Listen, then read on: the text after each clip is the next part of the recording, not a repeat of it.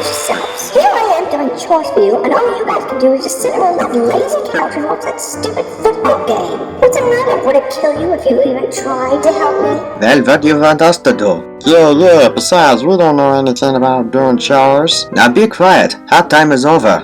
Yeah, and who's to say we didn't do any chores? We finished the dishes while you went out shopping for more shoes. Hey, not to say she needs any more.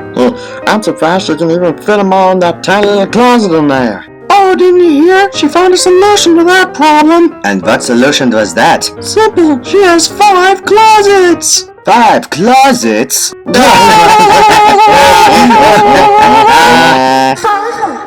funny. Hey, what's all the commotion in here? Oh, we're just laughing about 5 closets. What's so funny about 5 closets?